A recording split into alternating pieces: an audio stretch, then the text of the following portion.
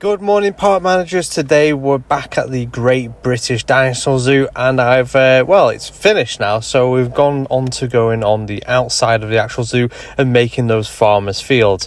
Now, I was asked to show me making all the farmers fields, but man, this was a tedious job.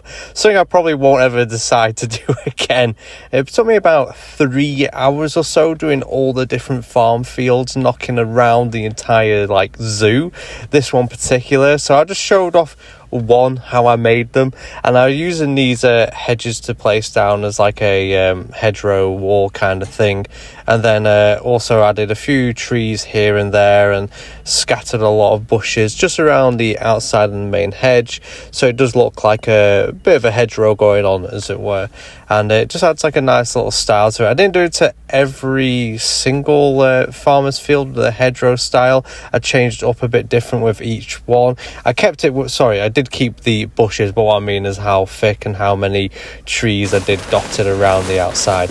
Anyways, there was a lot used, as you can see right there. That was the final bush I put down, and 7,571 bushes to make all these different sort of hedgerows for all the different fields. So that's a fair bit of smashing the A button, but we managed it. We completed it in the end. I kept my sanity, and I really enjoyed the way that this actually looked.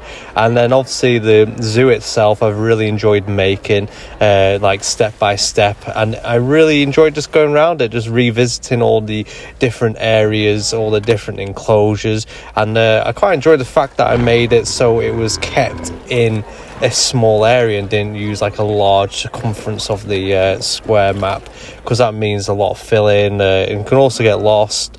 And as well, as I figured out with the dino range, lots of dinosaurs mean like lots of lag, which we didn't really want. So anyways, I quite enjoyed this, especially the dome. I love the aviary that I made with the little ring around it. It looks really cool.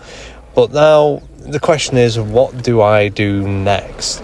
Now, I'm kind of thinking on the lines of probably doing a JPOG style zoo, with doing these straight lines, straight cubes, fences, only using the Jurassic Park era decorations and buildings. I haven't fully decided on that yet, but that is probably one of the ways I'm going to go. If you want, put down in the comments, there be a certain type of zoo I make, style to it, and I might even pick that. Going back over all the enclosures, this has probably been one of my favorite little projects that I've been done. I think I prefer this over the dino range. It does have a very interesting quality to it, especially with it being kept in a small boxed up area, as it were.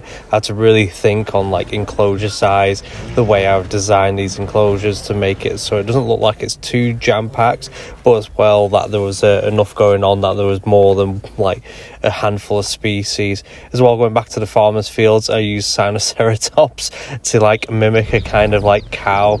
I remember, I think there was some in the enclosure in the film when they go through that breeding facility, so that's the kind of vibe I went through that, and I really enjoyed it. We have the Christmas tree farmers field here, which I really like the look of, and then just a fair few different farmers fields, trying different things, different shrubberies. I even made a castle as best I could with the mold stuff. Quite like the way it turned out anyways.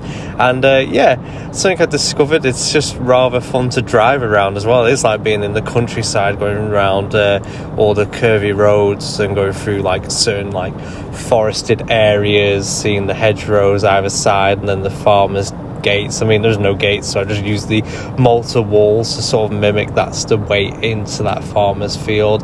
And anyways, thank you for watching. Until next time, I'll see you later.